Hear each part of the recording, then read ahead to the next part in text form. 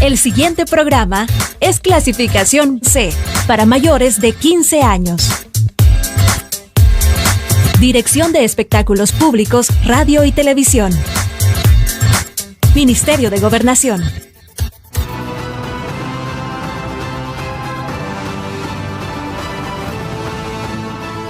Buenas noches, pueblo salvadoreño. Bienvenidos al espacio de la entrevista en este jueves 29 de julio de 2021. Un jueves y un día donde pues hubo muchísima información en la Asamblea Legislativa, sobre todo en esta comisión especial que investiga todo el tema de sobresueldos. Hoy llegaron dos ex vicepresidentes de la República bajo la bandera del Partido Arena y revelaron muchísimas cosas. Entre ellos, obviamente, algunos asumieron obviamente que la entrega de sobresueldos y otros por su parte se fueron en la línea de negarlo todo. Pero bueno, vamos a estar ahora conversando a esta hora desde una óptica legal, revisando las leyes, revisando artículos y por supuesto que bien poderlo hacer con el asesor jurídico de la presidencia y amigo de la casa, Javier Argueta. Muy buenas noches, Javier, bienvenido.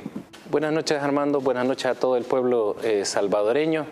En algún momento pensamos que era viernes, pero no, sí, es jueves, ya casi previo a vacaciones. Por supuesto. Bueno, y de hecho este jueves, y con esto quiero arrancar y quiero darle un poquito de contexto también al pueblo salvadoreño que nos acompaña esta noche, fiel siempre a este canal y a este medio.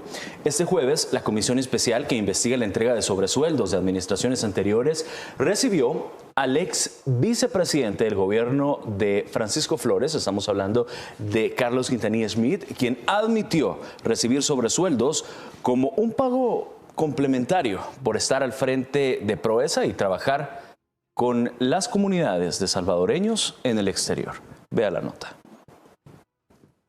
Establecimos con el presidente Flores que el salario asignado a la vicepresidencia no era suficiente para cubrir las necesidades. El ex vicepresidente Carlos Quintanilla Schmid admitió ante la comisión especial que los más de $3,000 de sueldo que recibía no eran suficientes para las funciones que desarrolló entre 1999 y 2004.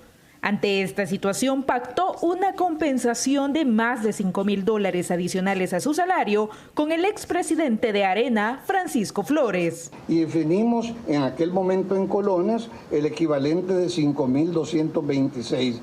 ¿Cómo me lo pagaban? El pacto o el acuerdo fue que iba a ser neto. Quintanilla Schmid normalizó la práctica de entrega de fondos públicos en concepto de sobresueldos. Para usted era correcto, moralmente y éticamente y legalmente recibir ese sobresueldo. Totalmente de acuerdo, y no sobresueldo, gasto complementario.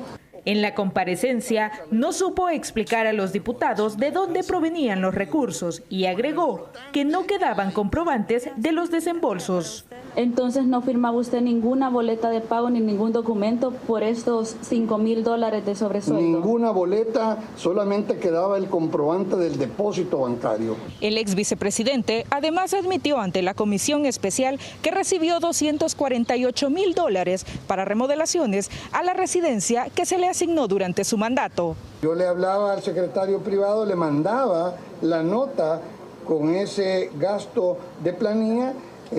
Me lo depositaba en una cuenta que abrimos especialmente en el Banco de la Vivienda y ahí se pagaba entonces la remodelación. Agregado a esto, los diputados cuestionaron la certificación de la sección de probidad de la Corte Suprema de Justicia, donde el ex vicemandatario no ha justificado más de $1,166,000. Quintanilla Schmid, por ley de salarios, mensualmente recibía $2,773.72 en remuneraciones, adicional $1,142.86 en gastos de representación y $5,226.25 de sobresueldo. En 5 años, el ex vicepresidente se benefició con $313,575 de fondos públicos. Tatiana Funes, Noticiero El Salvador. Perfecto. Javier, hablemos de la legalidad de todo lo que, o la ilegalidad de todo lo que se dijo por parte del señor Quintanilla Smith en esta comisión especial. Pero creo que primero hay que hablar y darle un poquito de introducción al pueblo salvadoreño sobre la legalidad también de estas comisiones. Le pregunto esto porque todavía hay pequeños grupos que insisten en que estas comisiones son ilegales. Sí, bueno, las comisiones tienen su asidero aquí en el artículo 131, numeral 32 de la Constitución, donde directamente el constituyente mandata a la Asamblea Legislativa que cuando existan asuntos de interés nacional, se le llama. Hay alguna sentencia de la Sala de lo Constitucional ahí que trataron de impugnar una comisión que investigó a la Policía Nacional Civil, y la Sala la declaró inconstitucional por ciertos elementos que no cumplía, y la Sala habló cuando es de interés nacional y señaló que el interés nacional es cuando hay afectación al pueblo, a la colectividad y principalmente cuando se ven dañados derechos fundamentales. En este caso, no solo se ven dañados derechos fundamentales, salud, educación, sino que el mecanismo para el daño ha sido la sustracción de fondos públicos. Es decir, que sí cumple el elemento de interés nacional. Por otra parte está el reglamento interno de la Asamblea Legislativa que le da facultades a esta comisión para llamar, para pedir información, por ejemplo, lo que muy bien, yo de verdad que quiero felicitar en algunos aspectos a la comisión por la labor de información, de la recopilación que están haciendo, de los documentos que están pidiendo. Están actuando como el concepto constitucional lo dice, una comisión de investigación. Es decir, esa es la seriedad que se le da. Hay algún elemento importante que señalar, y es que cuando los partidos políticos, en este caso FMLN y Arena, instauraron comisiones especiales de investigación, ahí sí eran legales y eran constitucionales y ahí sí tenían atribuciones. Una cosa rara es que eso se cae ahora que ellos están siendo, y a ellos me refiero prácticamente a sus miembros de estructuras partidarias, todos han sido de estructuras partidarias, el FMLN y Arena, pero hoy se vuelven ilegales las comisiones, hoy se vuelven inconstitucionales y hoy no tienen potestades. Es decir, o se me olvidó la parte legal cuando yo constituí las comisiones, o el interés era dañar en ese momento al gobierno, y en este caso, como ven que están siendo investigados sus miembros, entonces se vuelven ilegales. Además del reglamento interno de la Asamblea Legislativa, tú tienes las disposiciones constitucionales, el 131, numeral 32, tienes 4 sentencias que le dan esa fuerza de verificación de un asunto de interés nacional, y en este caso es toda la sustracción de dinero que ha habido, más de 1.300 millones de dólares, yo señalaba en algún momento, hay que sumarle a los 1.300 millones de dólares el caso del presidente Cristiani, el monto, y el caso del presidente Francisco Flores, que hoy vimos que sí existía un reparto discrecional o eventualmente arbitrario e ilegal en cuanto a los famosos sobresueldos. Por supuesto. Hablemos sobre lo que se dijo en esta comisión. Aquí él explicó a los diputados que mensualmente recibía en dólares 3.016.58 en concepto de salario y de gastos de representación, pero adicionalmente le desembolsaban $5.226 para compensar, decía él, lo manejaba como compensar, el trabajo que hacía al frente de la Oficina de Promoción e Inversiones, PROESA, y con las comunidades de salvadoreños en el exterior. ¿Qué tan legal es esto, tomando en cuenta que este dinero salía de la partida secreta? Bueno, en primer lugar, te quiero decir que ahí hay una clara y manifiesta noticia crímenes de esta reunión que hubo de la Comisión Especial de Investigación y el ex vicepresidente licenciado Smith, Quintanilla Smith. ¿Por qué? Porque ahí hay 3 problemas para él. 3 problemas que tendrá que enfrentar la investigación de la Fiscalía General de la República, y eventualmente tendrá que enfrentar, lo más seguro, un proceso penal. ¿Por qué? Porque ya está habilitado, y posiblemente lo vamos a hablar, Armando, el tema de la imprescriptibilidad de los delitos de corrupción. Claro. ¿Cuáles son esos 3 problemas? y que además del informe que va a dar la comisión se vuelven noticia criminis, esto es obligación para el fiscal general para investigar. El primer problema es no solamente la aceptación de recibir sobresueldos, pues después se habló de gastos complementarios, Exacto. después se habló de compensaciones, después se hablaba de viáticos, hubo una mezcla de conceptos. Cambió varios términos, claro. Y por eso es importante que, y yo lo aconsejo en el ejercicio del derecho de audiencia y defensa, que los abogados que preparen a la gente que va a la comisión lo hagan bien. Porque además pareciese que los terminan hundiendo con los consejos que les dan. ¿Por qué? Porque el mecanismo que se utilizaba para el otorgamiento del concepto sobresueldo era, primero era un mecanismo que venía de la Secretaría Privada, que eso te confirma que vienen fondos de gastos de partida secreta, que la partida secreta, se insiste, únicamente eran posibles para gastos de inteligencia del Estado, no para darle a un vicepresidente, pero además este vicepresidente los recibía, dijo, en dos vías. Uno, en efectivo, que se lo daban a su secretaria, y otro vía bancaria, directamente para gastos personales. El entremedio intentó dar alguna justificación desde que salía de viaje, entremedio intentó dar alguna justificación desde que era vicepresidente y que su función lo ejercía, pero ahí se desconoció totalmente en esa intervención, pareciese jurídica, se desconoció la ley financiera del Estado, se desconoció la ley de presupuesto en ese momento,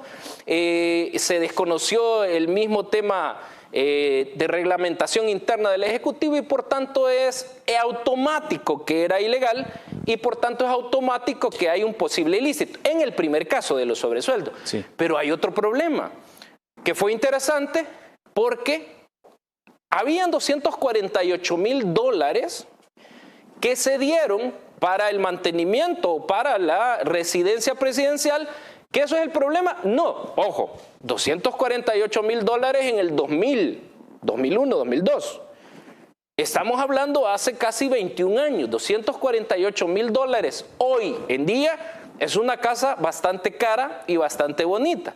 ¿Te imaginas cuánto era $248,000 que el presupuesto del presidente Flores normalmente era de 2.300, 2.600? Eso quiere decir que la cantidad de reparación de una vivienda de $248,000 era excesiva. Pero vamos a ver, suponete que sí había que reparar con $248,000, pero el problema penal se vuelve en que me lo dieron a mí en mis cuentas. Exacto. Es que me lo dieron a mí en carácter personal y después yo venía, agarraba 30,000, lo dijo, agarraba 40,000 y se los daba al constructor. O sea, ahí no había ley de compras. La ley de compras, la LACAP, se saca en el 2000.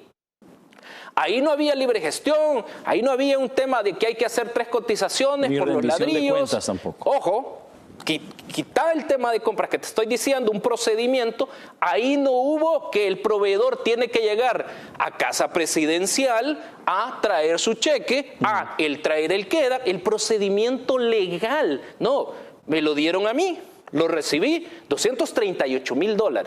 Lo recibí y yo le pagaba. Eso lo describió como algo normal. Segundo problema. Tercer problema. Para efectos penales, en este caso, es el tema de probidad que muy bien la comisión exhibió. Exacto. Ahí hay un tema interesante de un incremento patrimonial no justificado, literal, no justificado, que tiene que resolver en la Corte Suprema de Justicia. Que ya prescribió, no. Los delitos de corrupción, casualmente se va a pasar una reforma que se va a estudiar que no van a prescribir. Y por tanto, si se determina, ni siquiera en sede de la Corte Suprema, si se determina en sede fiscal, existen los elementos suficientes y existe una línea o un hilo conductor para llevar ante un juez un enriquecimiento ilícito, aparte de otros ilícitos que se pueden llevar, entonces ahí están los elementos, ahí está la prueba, ahí está un reo confeso de que no existía procedimiento y que a partir de no existir procedimiento hice con el dinero de fondos públicos, presupuesto público, lo que yo quise. Entonces, te comento eso porque la comisión está dando resultados. Con esto que te cuento, la comisión sí no solamente está evaluando, no solamente está entrevistando, podemos decir, está preguntando, sino que está determinando y casi tipificando elementos de tipo penal que van a resultar en una justicia al pueblo salvadoreño. Y esto hay que agregar también que él detallaba que el acuerdo del monto que se había llegado para que le dieran no tenía ningún tipo de descuento, no firmaba ninguna boleta de pago tampoco, y tampoco quedaba establecido algún documento legal donde se hiciera esta entrega de dinero. Es decir, un acuerdo de palabra y ante la ley, y usted es abogado y hay muchos abogados que nos están viendo, eso no vale. No, para la comisión, maravilloso todo lo que él llegó a señalar. A mí me parece que fue una especie de procedimiento abreviado. Los procedimientos abreviados en materia penal es cuando yo acepto que cometí el delito y por tanto me bajan la pena y por tanto ya resolví juez, ya resolvió el fiscal, me condenan a una... algo así fue, o sea, yo llegué a confesar mi ilícito en 3 vías. Porque la comisión lo más seguro esperaba solo una. Sí. Llego a confesar mi ilícito en materia de que recibí recursos sin autorización legislativa, sin autorización reglamentaria interna, sino la Secretaría Privada me lo dio. Llegué a confesar que recibí $248,000 que yo en mis cuentas, previo a recibirlos en mis cuentas, lo repartí como quise al constructor, que hay que verificarlo también, pero también llegué a defenderme en ese caso, sí, porque la comisión lo sacó, que hay falta de determinación de encuadramiento de dineros en la Corte Suprema de Justicia. De hecho, yo quiero presentar el siguiente documento y con esto me quiero ir a la pausa también para dejarlo en la mesa de discusión, y es precisamente el informe de la Corte Suprema de Justicia de la sección de probidad, donde en efecto hay una fecha de notificación del funcionario, a pesar que él dijo que nunca había recibido notificación por parte de la sección de probidad de la Corte Suprema de Justicia. Me quedo con este informe, Javier, y al regresar de la pausa lo vamos a discutir también para conocer sus reacciones al respecto. Quédese con nosotros, ya venimos acá al espacio de la entrevista de Noticiero Salvador.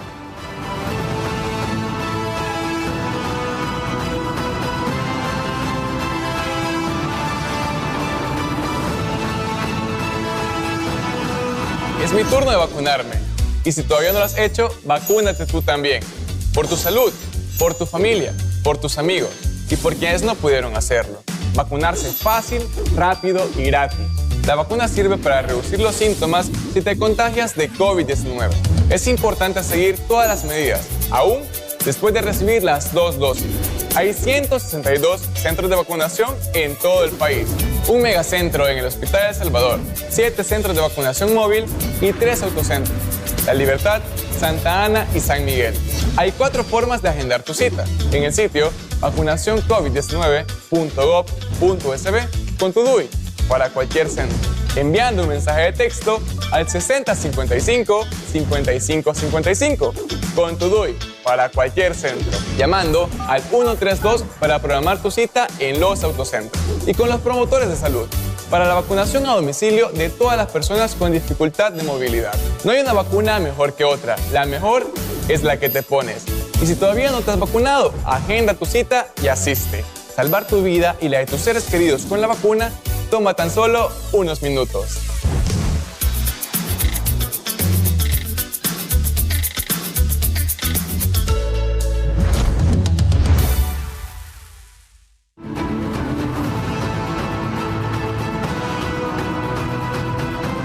Gracias por continuar con nosotros acá en el espacio de la entrevista esta noche, conversando con Javier Argueta, asesor jurídico de la Presidencia de la República, y estábamos analizando también todas las declaraciones que fue a dar el señor ex vicepresidente de la República, Carlos Quintanilla Smith, a esta comisión especial que investiga el tema sobre sueldos. Y yo quiero poner en la mesa también, y ya lo veíamos, esta publicación de probidad. El diputado William Soriano le mostró precisamente al ex vicepresidente Carlos Quintanilla Schmid este informe de la sección de probidad sobre su declaración patrimonial desde 1999 al 2004, en donde se refleja un incremento de $1.166.000, más o menos, que no pudo justificar. En su defensa, él decía, Quintanilla Schmid, que él no fue notificado por probidad sobre este incremento. Descarta además que sea enriquecimiento ilícito en este testimonio. Sin embargo, la notificación del funcionario fue en el 2018, en junio 25 exactamente. Sí, ese documento es muy importante, Armando, y el pueblo salvadoreño, porque ahí podría haber un cuarto problema también para él, que es el tema de llegar a falsear a efectos de inducir a error o a fraude a la comisión. Porque cuando la comisión, y hay que felicitar al presidente Castro y al equipo, la comisión hace su rol de investigador, por ejemplo, se cuestionó bastante que esa no era la instancia, y eso supongo que lo vamos a hablar con la ex vicepresidenta. Con caso Navilma, más adelante. Pero por supuesto que es la instancia, y no es que quiera regresar al punto inicial si tienen competencias o no. La Comisión Especial de Investigación tiene competencias, ha dicho la Sala de lo Constitucional, cuasi similares a una instancia judicial, así lo dice la sentencia. Esto es de investigación.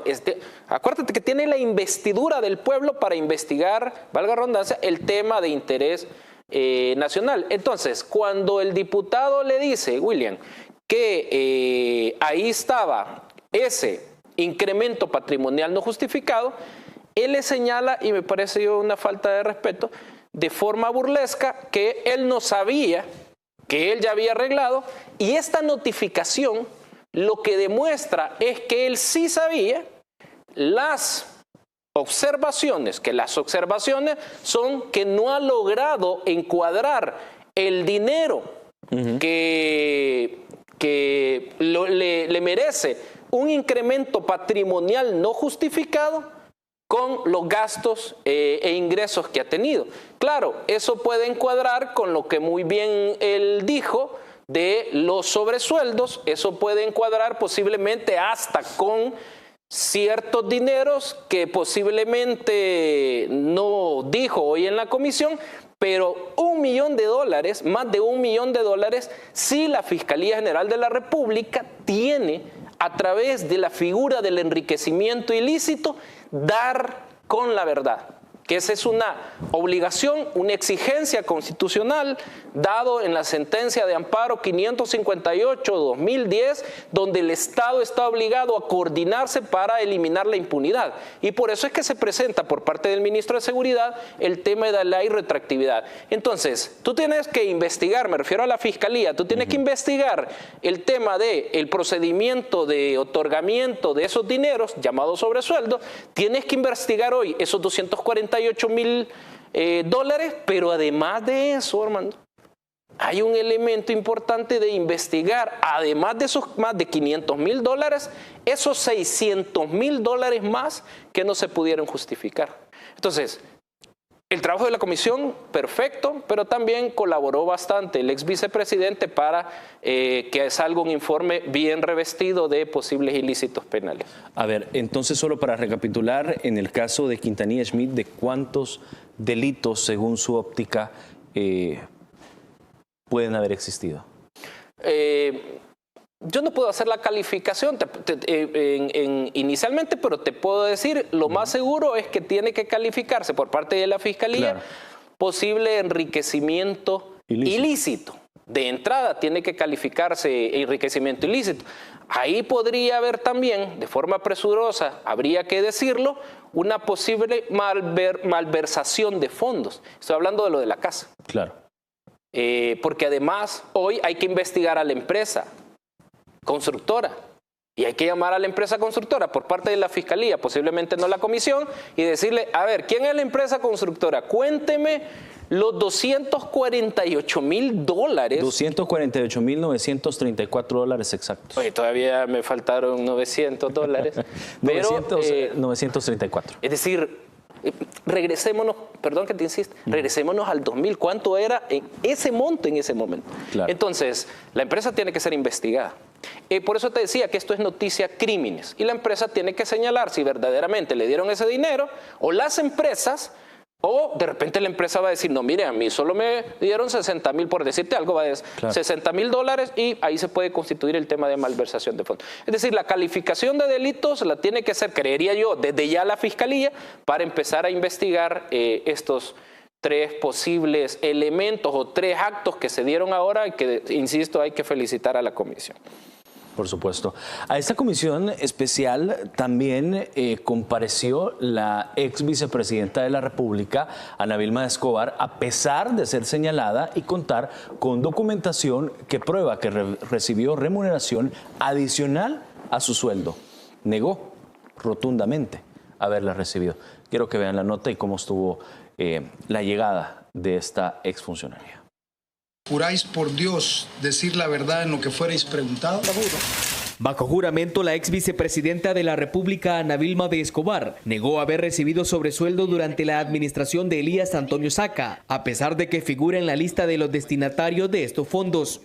No recibí en carácter personal ninguna suma de dinero procedente de fondos públicos destinada a complementar mi salario. Ana Vilma de Escobar fue señalada directamente por el expresidente Saca de haberse lucrado con $10,000 mensuales adicionales a su sueldo en su periodo como vicepresidenta entre 2004 y 2009. La vicepresidenta Ana Vilma de Escobar en mi tiempo recibía un sobresueldo. ¿Ana Vilma de Escobar también tuvo sobresueldo? Sí, tuvo sobresueldo.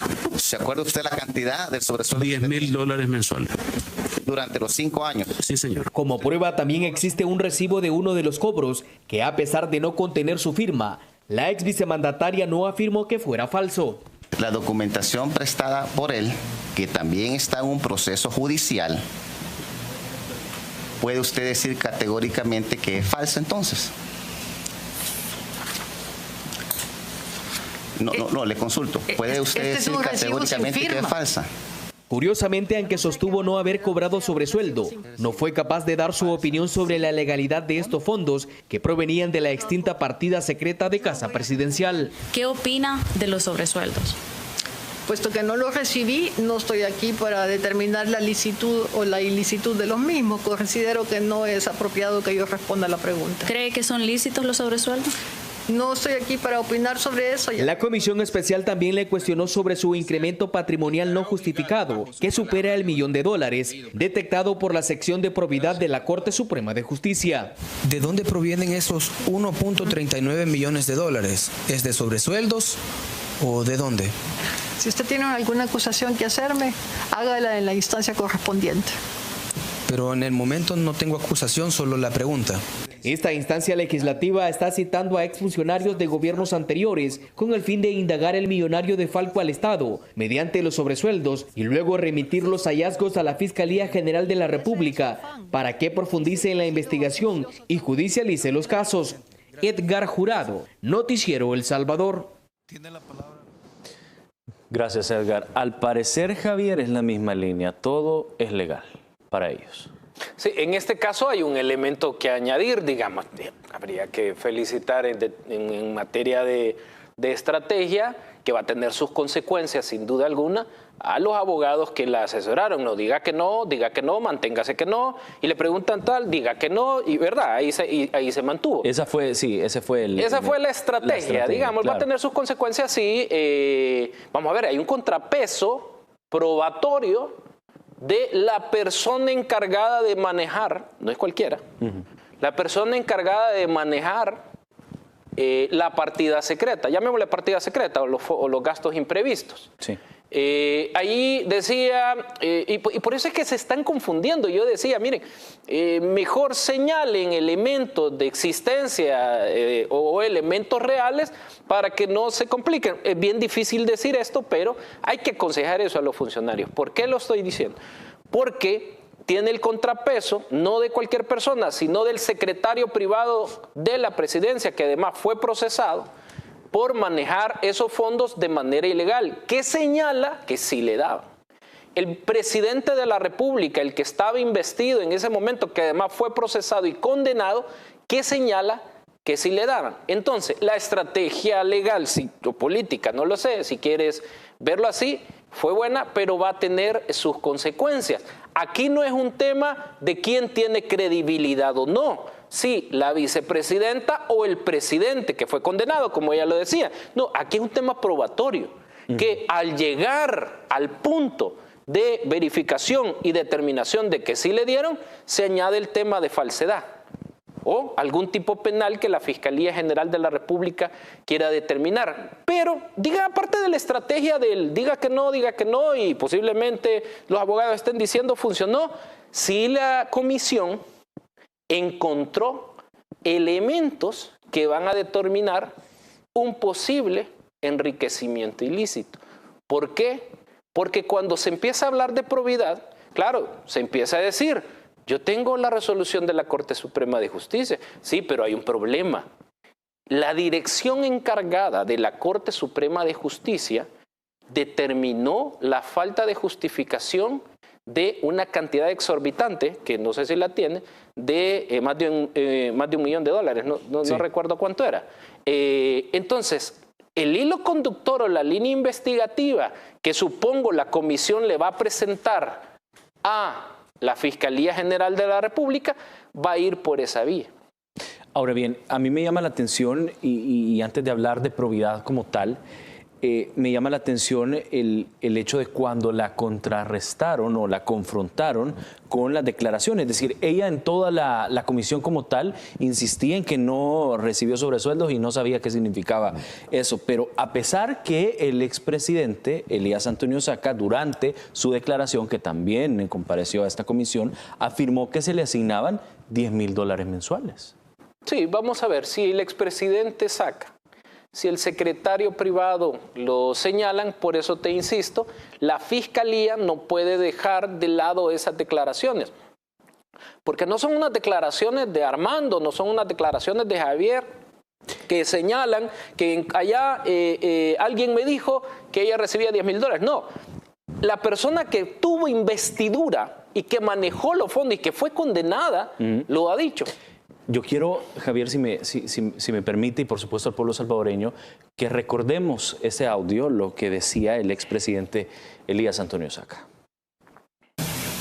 La vicepresidenta Ana Vilma de Escobar en mi tiempo recibía un sobresueldo. ¿Ana Vilma de Escobar también tuvo sobresueldo? Sí, tuvo sobresueldo. ¿Se acuerda usted la cantidad del sobresueldo? $10,000 mensuales. ¿Durante los 5 años? Sí, señor. Seguramente. Ok. Él manifestó, si gusta lo ponemos nuevamente, porque creo que... Sí. La vicepresidenta Ana Vilma de Escobar en mi tiempo recibía un sobresueldo. ¿Ana Vilma de Escobar también tuvo sobresueldo? Sí, tuvo sobresueldo. ¿Se acuerda usted la cantidad del sobresueldo? $10,000 mensuales. ¿Durante los 5 años? Sí, señor. Y ante esto ella lo negó. Sí, y ahí hubo un debate intermedio donde se le preguntaba ¿quién miente? ¿Miente el presidente Saca o miente usted? Y ella en su capacidad de negación, vamos a ver, porque aquí hay dos temas. Uno, si tú lo recibiste, los $10,000, pero además juramentaste que ibas a decir la verdad, allá hay algunas alteraciones corporales de que te están diciendo estás mintiendo, ¿verdad? Como que cuando te ponen la máquina de... Sí. Entonces, ella no decía nada. Se quedó callada por un momento. Ahí posiblemente no la aconsejaron, vaya, manténganse en no, pero entonces si le preguntan esto, entonces diga, él miente. Ahí no decía nada. Entonces, ahí tú ves elementos, bueno, si no recibí, ¿quién miente? Miente el presidente Saca, contundente, pero no se dijo nada. Pero entonces ahí es donde la Fiscalía General de la República, te insisto Armando, debe de agarrar estos elementos de tipo probatorio, debe de agarrar estas declaraciones, debe de tomar a la persona que tuvo investidura de presidente y al que manejó los fondos de gastos reservados para que llegue a la declaración si le dieron o no le dieron y de ahí dar una línea investigativa. Quiero comentarte algo. Vamos a ver. Hay una confusión que han tratado de ingresar en el tema de los sobresueldos y lo hacía el ex vicepresidente licenciado Smith, pero entiendo yo que también lo hizo otro funcionario que no recuerdo. Y es el tema de que los sobresueldos existen en el manual o en un catálogo que tenía Casa Presidencial. Claro, los sobresueldos existen en ese manual, pero son las partidas de remuneraciones, como por ejemplo, un policía gana 500, 600 dólares y tú le das 200 más. Ese sobresueldo, pero viene en una línea presupuestaria. Ahí entra como tal. En la partida de remuneraciones, el problema para ellos es que la partida de gastos reservados siempre estuvo en ese manual donde dice bienes y servicios. Entonces, hay un desglose ahí y de repente aparece gastos reservados. Entonces, los fondos no vienen de las partidas de remuneraciones, vienen de gastos reservados. Y ahí es donde se van a tener que defender eventualmente cuando la Fiscalía General de la República, entendería yo, presente ya los requerimientos. Entonces, aunque se diga que no, aunque la estrategia de los abogados diga no, diga que no, diga que no, diga que no, ahí es más serio que decir no. Ahora bien, vamos a hacer otra pausa en esta entrevista y al regresar vamos a estar hablando también de lo que ella dijo y nos vamos a enfocar en sus informes de probidad, que también ahí hay alguna tela que cortar y hay datos bastante relevantes que es importante analizarlos con el pueblo salvadoreño. Quédese con nosotros, ya venimos.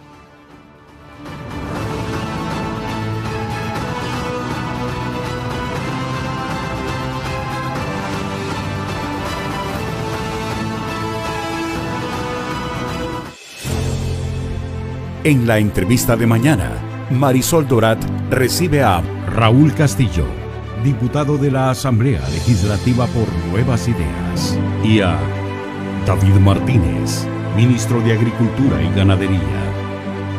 AM, a las 6:30 de la mañana, por Canal 10 y sus plataformas digitales.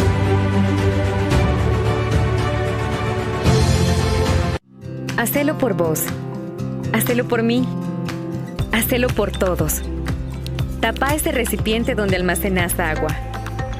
Botá el agua estancada en guacales, llantas y estopas de coco. Cambia el agua de los bebederos de animales y de floreros cada 3 días. Eliminemos juntos al mosquito del dengue, zika y chikungunya. Ministerio de Salud. Gobierno de El Salvador. Hemos vivido semana a semana la primera Liga de Fútbol Playa Copa Cel 2021, con una audiencia de más de 2.600.000 espectadores en cada jornada. Te invitamos a que sintonices la señal de Canal 10 en vivo desde el Estadio de la Costa del Sol, iniciando a las 9:30 de la mañana con el encuentro por el tercer lugar femenino UES versus La Pita, y masculino a las 11 de la mañana Isla de Méndez versus Isla Rancho Viejo. Por la tarde, comenzando con la final femenina a las 2 p.m. Barra de Santiago versus San Marcelino, y a las 3:30 en masculino La Pirraya versus Chirilagua. Te esperamos por la señal de Canal 10. Por años, han jugado con las palabras a su conveniencia. Contaron la historia que quisieron que creyéramos. Hay palabras que no podemos permitir que se sigan manipulando. Diario El Salvador, el periódico de mayor circulación en nuestro país.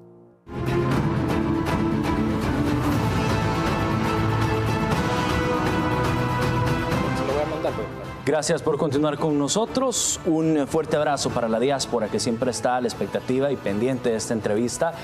Muchísimas gracias. Hemos estado respondiendo algunos de sus mensajes desde esta semana, desde el lunes. Así que muchísimas gracias por estar con nosotros. Hoy nos acompaña Javier Argueta, asesor jurídico de la Presidencia. Estamos hablando todo lo que ha sucedido en esta comisión especial en la Asamblea Legislativa que investiga todo el tema de sobresueldos. Y me llama mucho la atención que hoy el diputado también de Nuevas Ideas, William Soriano, cuestionaba a la diputada, a la exdiputada y ex vicepresidenta de la República, Navilma de Escobar, su informe de probidad que determinaba un incremento en su patrimonio de más de 1.3 millones de dólares. Él señalaba también que en este informe habían alrededor de 44 anomalías en su declaración de probidad, pero por su parte ella aseguraba que su patrimonio fue examinado por esta sección de probidad y dice ella que le abarcaron 12 años. Y que obviamente fue a través de una decisión de los magistrados de la Sala de lo Constitucional, incluso ella le llamó los magníficos, que la dejaron absuelta de todo esto. Sí, vamos a ver. La plática o la entrevista o el interrogatorio, quizás podemos llamarle, que tuvo entre la comisión, los representantes de la comisión, los diputados y ella, básicamente están reflejando dos cosas que hay que analizarlas. Uno, es el procedimiento de determinación de incremento patrimonial no justificado, y otro es la resolución de la Corte Suprema de Justicia desconociendo el procedimiento o la resolución final de la sección de probidad. ¿A qué me refiero? Que la sección de probidad prácticamente no la absolvió, según lo que decía William, en este caso, sino que determinó el ente competente, el ente operativo competente, determinó que hay un incremento patrimonial no justificado de 1.3 millones de dólares. ¿Esto qué quiere decir? Esto es el cruce de cuentas entre lo que el funcionario recibió en su periodo con lo que le excede, que no puede justificar. Pero, y ella muy bien lo decía, pero si yo tengo una resolución, es más, pídanla, pero y el diputado le insistía, sí, pero la sección de probidad dice que no justificó. Eso quiere decir que posiblemente hay un choque entre lo que la sección de probidad determinó, que hay un incremento de 1.3 millones de dólares, pero lo que resolvió la Corte Suprema de Justicia no está en consonancia con el operativo de la misma Corte, que es la sección de probidad. Ahí, si eso es así, hay un problema para los que resolvieron en contra, porque esto es resolver en contra. Si yo te digo, aquí hay 1.3 millones de dólares que no se han justificado, la Corte debió analizar y resolver conforme a eso o pedir más explicación. Pero cuando yo resuelvo, no, todo está bien, hay un problema para los que firmaron esa resolución. Hay una sentencia que es la 6/2016, que hay un párrafo, esa sentencia se da cuando se elabora una demanda de inconstitucionalidad contra una ley de probidad que aprobó el Partido Arena y FMLN, que blindaba al presidente Funes por temas de enriquecimiento ilícito. ¿Qué hacía esa ley? Prácticamente eliminaba el juicio por enriquecimiento ilícito. Dios me dio la oportunidad de elaborar esa demanda, se logra la medida, se suspende y precisamente comienzan a juzgar a personas como el presidente Funes. ¿Qué dijo esa sentencia? Ya, cuando se dio, que la Corte Suprema de Justicia, no sé si tenemos, creo que hay algún párrafo, la Corte Suprema de Justicia. Ahí está. Ahí está. Y luego me tomo el minuto, un minuto para leerlo. Adelante. Dice la sentencia de inconstitucionalidad 6/2016, donde declararon inconstitucional una ley de probidad que eliminaba el enriquecimiento ilícito como proceso. El artículo 240 hace referencia específica a un supuesto de corrupción que habla del enriquecimiento ilícito de los funcionarios y empleados públicos, el enriquecimiento ilícito. Y en desarrollo de tal disposición, ojo, y esto es importante que le pongamos atención, se creó, dice la Sala de lo Constitucional, la sección de probidad como una dependencia de la Corte Suprema de Justicia. Fíjate lo que dice la sentencia. Esto permite entender que el constituyente, es decir, el mandato de la Constitución, atribuye a la Corte Suprema de Justicia un importante rol de combate a la corrupción. Ojo, voy a repetir esto. Entender que el constituyente atribuye a la Corte Suprema de Justicia un importante rol del combate a la corrupción, junto con otras instituciones estatales, como hoy se está haciendo de manera coordinada.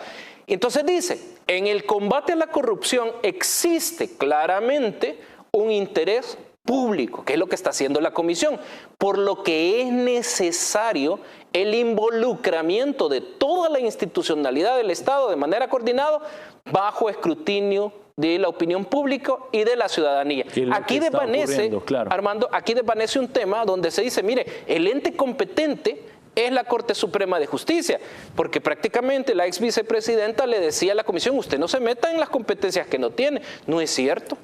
La sentencia dice que la Corte Suprema de Justicia tiene un rol importante, pero tiene que hacerlo de manera coordinada. Otro elemento importante que da aquí, que sí los magistrados, que por cierto firmaron esta sentencia, absolvieron a la ex vicepresidenta a costa de que había un informe de un incremento patrimonial de 1.3 millones, habrán responsabilidades. Habría que investigar a los magistrados. Y eso va a ser la Fiscalía lo que va a determinar. Habría que investigar inicialmente lo que pasó. Habría que investigar inicialmente qué pasó con ese informe, por qué se firmó. Entonces, ¿por qué? Porque lo dice la sentencia. No. La Corte Suprema de Justicia tiene un rol de combate a la corrupción importante en materia de enriquecimiento ilícito, pero además la corrupción es de interés público. Por tanto, dice, el Estado, que es lo que está pasando hoy, debe de coordinarse. Toda la institucionalidad, dice la sala, toda la institucionalidad puesta al servicio del combate a la corrupción. Y eso es lo que ha ordenado el presidente Bukele. Le ordena al ministro, le instruye al ministro, vamos a eliminar la impunidad de una sola vez por todas. El ministro construye un decreto legislativo, una propuesta de decreto, y se presenta el tema de la imprescriptibilidad de los delitos de corrupción. Dicho sea de paso. Entonces, ese tema obviamente va a tener la capacidad, la comisión que, insisto, tiene potestades, aquí te lo dice la sentencia, es decir, no es que solo la sección de probidad o la Corte Suprema de Justicia tiene la potestad de investigar la corrupción. No, toda la institucionalidad tiene que estar puesta al servicio del combate a la corrupción. Por cierto, hay pocos minutos los que nos quedan al aire, pero sí es importante poder hablar y otros temas también que tenemos en agenda. El Ministerio de Justicia, a petición precisamente del presidente Nayib Bukele, presentó a la Asamblea Legislativa esta iniciativa de ley para que los delitos de corrupción no prescriban.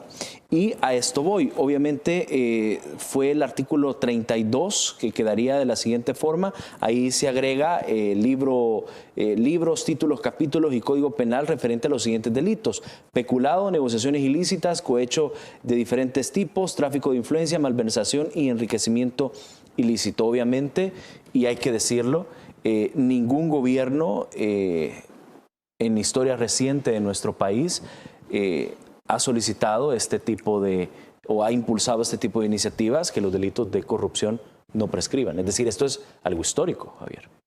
Sí, y histórico y es valiente, digamos, y hay que hacerlo porque hay que eliminar todo el blindaje de protección que se ha tenido en el tema de corrupción. Yo quiero señalarte algunas cosas aquí. Hay un debate por grupos opositores ideológicos partidistas, pero es bueno el debate también, y es interesante, que se señala que viola la Constitución. Y claro, está el artículo 21 de que el constituyente mandata a que las leyes no pueden ser retroactivas, pero también señala que no es absoluto el derecho como tal. Este es el artículo 15, que no puede juzgarse una persona sin previa determinación legislativa, digamos, en parámetros. Y hay otros artículos del constituyente, pero también hay excepciones. En el caso del artículo 21 señala que sí no aplicará la prohibición de retroactividad en dos casos. Uno, cuando favorezca al delincuente, que la Sala de lo Constitucional en diversas sentencias, en habeas corpus, ha señalado que se trata de un orden penal y un orden procesal penal. El orden penal hace referencia a la tipificación de delitos y el procesal penal al proceso, las garantías. Pero también ha señalado que en materia de orden público sí puede haber retroactividad. ¿Y qué es orden público? El orden público, en diversas sentencias se ha dicho que cuando la Asamblea Legislativa plasme la leyenda que la ley es de orden público, la leyenda per se, dice la jurisprudencia, no prevé irretroactividad. Debe necesariamente el legislador que decir cuál es el efecto y para qué efecto necesita la irretroactividad, que es lo que pasó en el artículo 32, en la propuesta del artículo 32. Uno, ya hay excepciones que se establecen en el Código Procesal Penal de ciertos delitos que se les permite la retroactividad. Delitos de lesa humanidad, tortura y algunos que tú señalaste. Pero hoy se agrega el tipo de corrupción. Y aquí quizás me detengo 10 segundos. Hay que estar claros que la irretroactividad no solo va a ser para los corruptos. Y aquí no hay distinción. Aquí el principio de igualdad es la clara manifestación de que a todos se les va a aplicar. A los de antes, a los de hoy y a los del futuro que tengan la tentación de ingresar en la corrupción.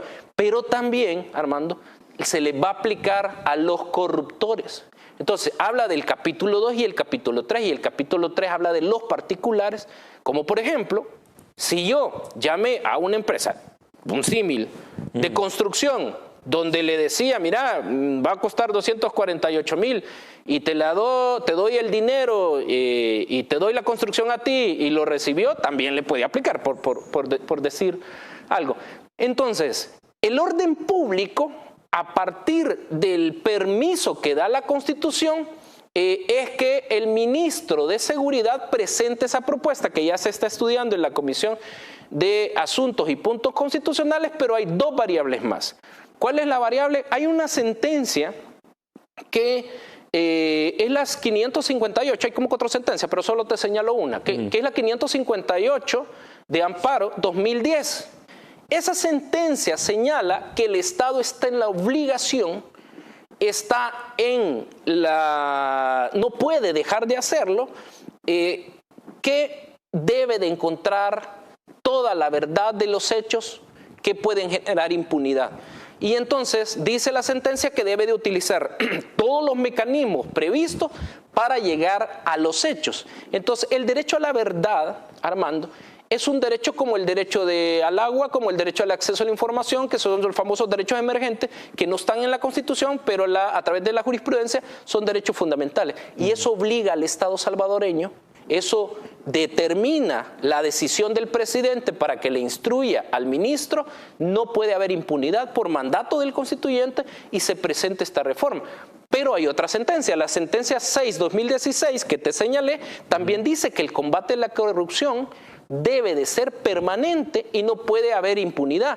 Pero hay otra sentencia cuando se declaró la inconstitucionalidad de la ley de amnistía, que la sala de lo constitucional, no el legislador, la sala obliga al fiscal general en turno a investigar todos aquellos delitos, y eso es retroactividad, que se hayan generado en la guerra de lesa humanidad, los que hayan surgido de la guerra como tal, que no sean de lesa humanidad, y todos aquellos conexos. Entonces, antecedentes hay, por supuesto. Ahora, el debate bueno, por supuesto que bueno. Y el presidente ha pedido a la Asamblea Legislativa que se apruebe lo más pronto posible para romper, quebrar el blindaje y esa pared que ha generado impunidad. ¿Impunidad en qué?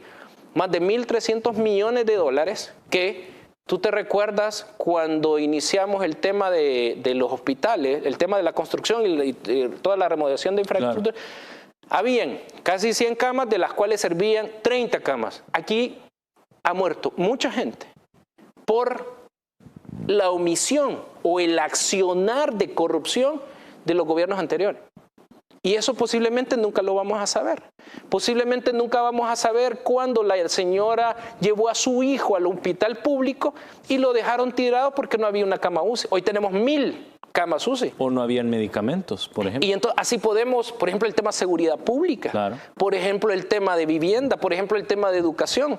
Entonces, esas omisiones o ese accionar de corrupción es lo que obliga al presidente de la República y el presidente Bukele instruye, elimine esa impunidad para los funcionarios anteriores, para los funcionarios actuales y para los funcionarios de futuro. Y ahí se presentó la reforma, esperamos que la Comisión de Asuntos y Puntos Constitucionales lo analice lo más pronto posible y pues si hay un debate de tipo constitucional a través de demandas hay que hacerlo. Por supuesto. A ver, hay otro tema también y es la implementación de la fase 4 del Plan Control Territorial y el aumento de efectivos militares. El pasado 19 de julio, recordemos, durante la graduación de 1.046 efectivos de la Fuerza Armada, el presidente de la República, Nayib Bukele, anunciaba la implementación de esta fase 4 del Plan Control Territorial, que entre otras cosas consiste y se tiene previsto que en los próximos 5 años, cada 15 semanas entrará un grupo de nuevos soldados para que en ese periodo la Fuerza Armada se incremente a unos 40.000 hombres y mujeres en este batallón, que obviamente lo que busca es garantizar la seguridad del pueblo salvadoreño como parte del exitoso Plan Control Territorial. Y aquí va mi pregunta, Javier. Hay algunos pequeños sectores siempre muy críticos, obviamente, que no aprueban el exitoso Plan Control Territorial, criticando el porqué hay militares en las calles y diciendo que esto va contra la Constitución. Tal vez si nos puede aclarar un poco y desmentir ese tipo de acusaciones. Sí, vamos a ver. Hay dos elementos de fuerza normativa constitucional importante que le dan la atribución o la potestad al presidente, pero le dan la obligación también. Exacto. ¿Verdad? Eso es importante señalarlo. El artículo 168, ordinal 12, le facultan al presidente para utilizar la Fuerza Armada en labores de seguridad pública mientras existan circunstancias, ¿verdad? Y la Sala de lo Constitucional, en una sentencia, la 103-2012, señaló que las circunstancias, esto es muy importante, que las circunstancias no significan un desborde de la seguridad. Y dice la sentencia, yo lo saqué en un tuit, si se podría poner en buena hora, pero dice la sentencia que el presidente de la República está obligado, dice, a no esperar que existan circunstancias apremiantes en seguridad para utilizar la Fuerza Armada. Eso quiere decir que la debe de utilizar de manera preventiva. ¿Por qué? Porque el constituyente, a través de la interpretación constitucional, dice no se debe de perder ni una vida. Claro, el fin único del Estado, según el artículo 1 de la Constitución, es la persona humana como tal. Entonces, a partir de eso, el 168, ordinal 12, le dice al presidente que determine si necesita la Fuerza Armada para labores de seguridad pública, pero además la sentencia lo confirma, la sentencia que te estoy señalando, la 103-2012, y le obliga a él a que utilice la Fuerza Armada, insisto, no cuando haya un desborde, sino de manera preventiva. Entonces, sí hay facultad constitucional, sí hay obligación de parte del presidente de la República, en este caso el presidente Bukele, para utilizar la Fuerza Armada y sobre todas las cosas, además del mandato del pueblo, que es el soberano, donde le dice, presidente, te he dado un poder para que me protejas en materia de seguridad pública, y eso es lo que está haciendo el presidente. ¿Con qué seguridad? Con la seguridad que el mismo constituyente en el 168, ordinal 12, y la sentencia, esa sentencia y otras, le dan. Pero ahí está la sentencia. No sé si se podría poner, pero sí estamos facultados como ejecutivo. De acuerdo, eso es importante. Ahí estamos viendo el tuit precisamente de Javier Argueta, donde dice: el presidente no está obligado necesariamente a esperar hasta que la situación desborde por completo el aparato estatal, pues los requisitos establecidos en el artículo 168 ordinal 12 de la Constitución de ningún modo obliga a una actuación que por su retardo o demora pueda resultar ineficaz. Solo hay un elemento importante y quizás para el pueblo salvadoreño. Esta es una apertura de comillas que se hace porque viene en un hilo y por eso los 3 puntitos. Eso lo dice la sala. El presidente no está obligado necesariamente a esperar, que es lo que ha hecho el presidente Bukele, hasta que la situación desborde por completo el aparato estatal. Pues los requisitos establecidos en el 68 ordinal 12 que te señalaba, de ningún modo, dice la sala, obligan a una actuación, ojo, que por su retardo o demora puede resultar ineficaz. Y eso es lo que está haciendo el presidente. Claro, importante aclaración. Hay muchos temas pendientes que se nos quedan, Javier, pero de verdad quiero agradecerle por su tiempo y sobre todo por explicarle al pueblo salvadoreño, nuestra fiel audiencia que todas las noches está con nosotros, los diferentes puntos de vista respecto a la situación que está ocurriendo en la Asamblea Legislativa y otros temas también de interés nacional. Muchísimas gracias, Armando, y Dios los bendiga al pueblo salvadoreño, y hay que cuidarse del tema de la pandemia, no lo olvidemos, hay que vacunarse.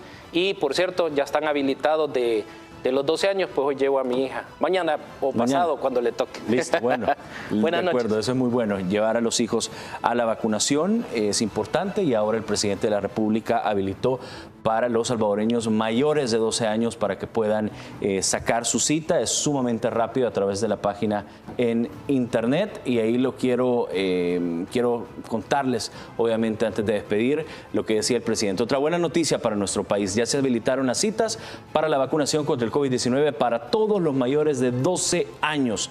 Los representantes legales, ojo, legales de los adolescentes deberán hacer su cita en vacunacioncovid19.gov.sv en la opción que dice menor de edad. Muy importante, los representantes legales, es decir, mamá, papá, abuela, si en el caso es la representación legal también. Y el presidente suma también esta información: se mantienen activas todas las personas que pertenecen a las fases anteriores. De esta salimos todos juntos, dice el presidente. El lugar más rápido para sacar cita es el megacentro del Hospital El Salvador. Si anda usted mañana por ahí, pues ahí nos vemos. A mí mañana me toca también la vacuna contra el COVID-19, así que vamos a llegar al megacentro del Hospital El Salvador y los esperamos por ahí. Muchísimas gracias, muy buenas noches. Traten la manera de descansar.